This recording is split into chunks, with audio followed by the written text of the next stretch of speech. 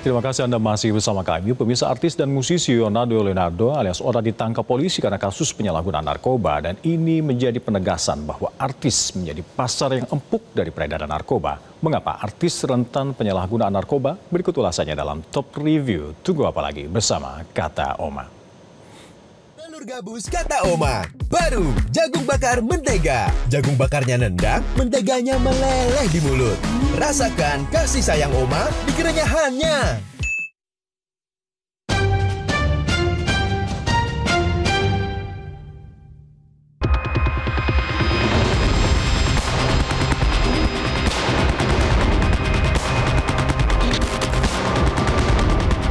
Kabar mengejutkan muncul pada Kamis malam 30 Oktober lalu.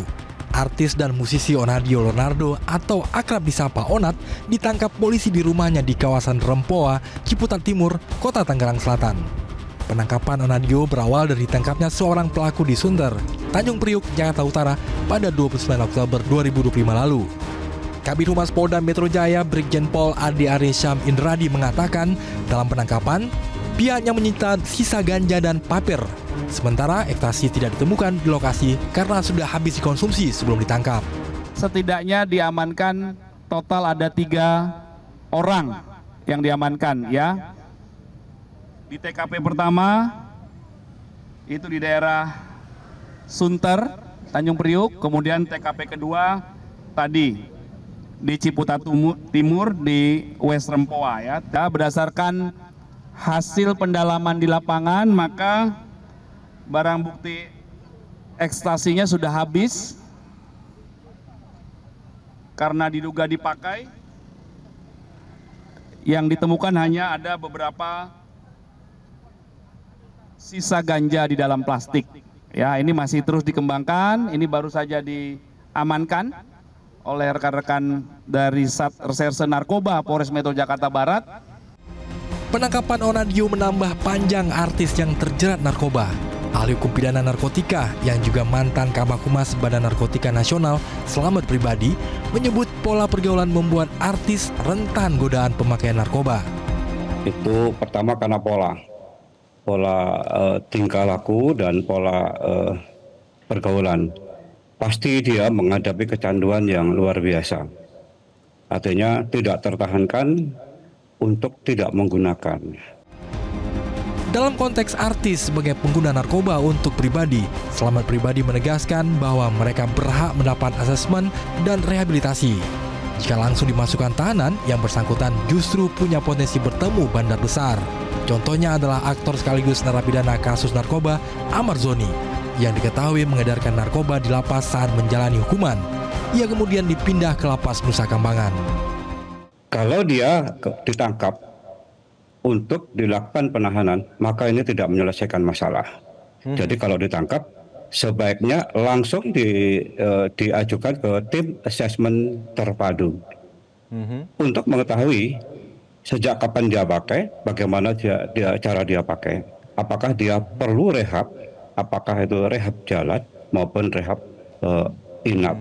Jadi itu saran dari saya kepada penyidik, jangan hanya kemudian mencari jaringan, tapi secara pribadi hak dia untuk sehat itu harus diperhatikan. Di dalam Undang-Undang Narkotik pasal 5, pasal 56, 57 dan 58 dia mempunyai hak untuk berobat atau rehabilitasi. Jadi kalau hanya ditangkap, kemudian di dalam ruang tahanan ketemu dengan bandar, ketemu dengan kurir, bahkan ketemu dengan pecandu yang kebutuhannya sangat luar biasa, maka ini tidak menyelesaikan masalah. Dalam kasus Ahmad Zoni, pertanyaan yang muncul adalah apakah rehabilitasi terhadap pengguna narkoba memang tidak efektif? Sebab dalam kasus Ahmad Zoni, yang bersangkutan juga sudah menjalani rehabilitasi namun memakai lagi. Sebagaimana diketahui, pertama kali Ahmad Zoni ditangkap pada 7 Juli 2017 oleh personel Polres Metro Jakarta Pusat di komplek perumahan di Depok karena kasus narkoba jenis ganja. Dia mengaku menggunakan ganja sebagai obat tidur karena kesulitan tidur. Dalam kasus ini, ia dihukum rehabilitasi selama 1 tahun di Rumah Sakit Ketergantungan Obat RSKO Cibubur, Jakarta Timur. Pada 8 Maret 2023, Amar kembali diringkus polisi di kawasan Sentul, Bogor. Hasil tes urin menunjukkan positif menggunakan sabu. Pada 26 September 2023, ia divonis 7 bulan penjara dan pada 4 Oktober 2023 dinyatakan bebas. Pada 12 Desember 2023, Amar ditangkap lagi di sebuah apartemen di Tangerang Selatan dengan barang bukti 4 paket sabu total berat 4,6 gram dan 1 paket daun ganja seberat 1,32 gram. Pada 26 Agustus 2024, Pengadilan Negeri Jakarta Barat menyatakan hukuman 3 tahun. Kemudian Pengadilan Tinggi DKI menambah menjadi 4 tahun. Dalam proses hukuman inilah dia justru kedapatan menjadi pengedar narkoba di lapas. Karena itu, efektivitas rehabilitasi juga dipertanyakan. Terkait dengan apakah program konon rehabilitasi itu efektif atau tidak, mujarab atau tidak, berhasil menekan residivisme atau tidak, sesungguhnya kita tidak pernah disodorkan data apapun. Jadi kita tidak memiliki alasan yang kuat untuk mengatakan atau menyimpulkan apakah program rehabilitasi bagi napi narkoba itu sudah mengena pada sasaran atau tidak. Seberapa jauh manfaatnya. Seberapa banyak pula yang tetap mengulangi perbuatannya menjadi residivis bahkan naik kelas, sebagaimana saya katakan tadi. Nah, terlepas bahwa kita tidak pernah disajikan data atau informasi tentang level kemujaraban program rehabilitasi itu, tapi perbincangan kita tentang seorang Amar Zoni yang 4 kali bolak-balik terbelit dalam masalah narkoba yang sama, ini barangkali merupakan satu contoh dari sekian banyak contoh lainnya tentang bagaimana efektivitas program rehabilitasi itu patut untuk kita pertanyakan. Mantan Kabag Humas BNN Selamat Pribadi menjelaskan mengapa rehabilitasi terkesan tidak efektif. Dia menyebut aftercare yang tidak baik membuat pengguna yang sudah direhabilitasi akan memakai lagi. Jika aftercare-nya baik, rehabilitasi cenderung efektif, seperti yang terjadi pada para personel band Slang. Setelah perawatan, care, ada namanya aftercare. Jadi antara care, perawatan dengan pasca perawatan itu harus tersambung. Siapa tersambung? Bisa dokter psikolog yang bersangkutan, atau penegak hukum yang bersangkutan, bisa keluarga, dan lain sebagainya. Bisa lingkungan, masyarakat yang bersama-sama mendampingi dia, yuk jangan pakai. Contoh misalnya, Slang. Slang itu kecanduan yang luar biasa. Saya dekat dengan Slang, bersahabat dengan Bunda Yvette juga termasuk.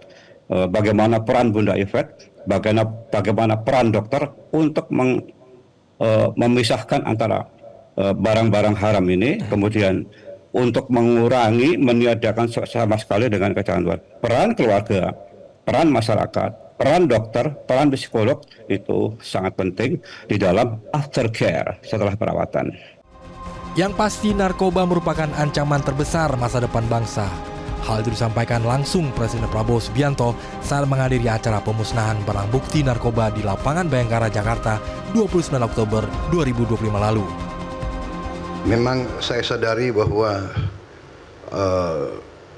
segala ancaman terhadap bangsa dan negara ada yang di depan mata, ada yang secara fisik, ada ancaman secara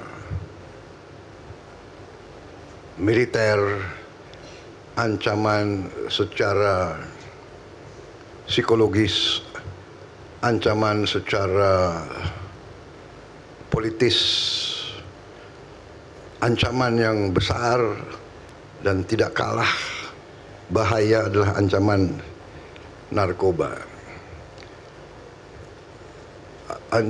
Narkoba ini merusak masa depan bangsa.